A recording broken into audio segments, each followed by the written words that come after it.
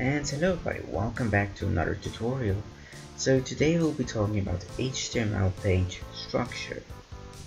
Now page structures are basically a part of HTML to make reading the code easier. For example, the header. Now the header usually contains things like the branding, the logo, and stuff like that. It also these days in newer web pages contains things like the navigation, which usually actually has its own section, but these days they put it inside of the header. If you don't understand everything clearly in this tutorial just yet, don't worry, I will be having 2 full tutorials dedicated to everything I'm about to teach you guys. Now I'm going to show you guys kind of an example of where you would find this in a web page. I'm going to open up my blog and I'm going to show you guys the header of my blog. Now as you can see, this top part of my blog where it says Netsource blog and it has all this text at the top that says pin post app games. This is part of the header. Now let's open the console and our element inspector, and as you can see here at the top is a header tag. It tells the person reading this that this is a header. Now the header is usually on the top of the page and has no special actual properties, and I will be explaining this more in the next tutorial. So let's continue to the navigation. Now the navigation tag usually defines the navigation on a web page. So this is kind of a section specially designed for it. So usually on wiki sites you'll find this little part at the side of the page that tells you where all the content of the page will be, and as soon as you click on it, it will take you to wherever that content is. Usually this is inside of the nav tag. Now because my navigation is at the top and it's basically inside of my header, and that is what I did on my blog. I added the navigation inside of my header. Next up is article. Article usually has all the page's main content inside of it. For example, the reason why the page is actually there. So let's say it's an anime page and it goes about Death Note.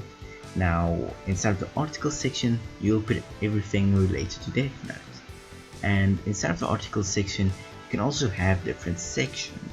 Now remember, these sections are just a way of dividing the section from another section, so it's just easier to read. Yet again, the section doesn't have a specific function, and you can even add a section inside of your header or navigation. Section is just there so you can split one thing from another. In the article it will be something like the Death Note's main storyline is in a section, then in a different section you are putting like the side story and maybe the background of the main character. Now my blog doesn't contain any sections because I didn't really believe that much in using sections. Here and there to make it look better I would use sections, but I'd rather use a div, which I will get to soon at the end of the video. Now next up is the aside tag. Now aside just contains extra information that is related to the main content, for example links, and maybe like a note here at the side. It's nothing like it's literally just a little bit on the side. For example, if you take chips with a little bit of sauce at the side, you want it at the side so you can like dip it in. You can take it in like that. So it's not special, it's nothing special to the actual page, it's just something at the side.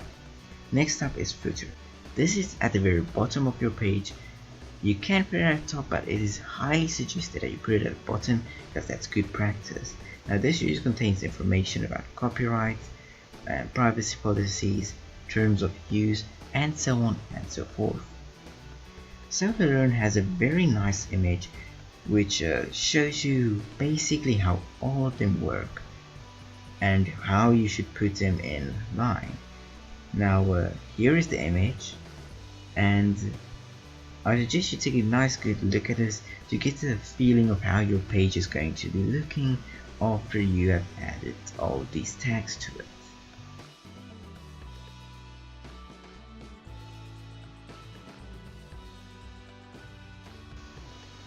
Okay, next up is the div tag.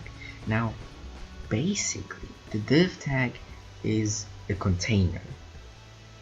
And if I have not yet talked about the div tag is basically just something that holds content inside of it. Anything can basically go inside of it. Like, you know, the body tag?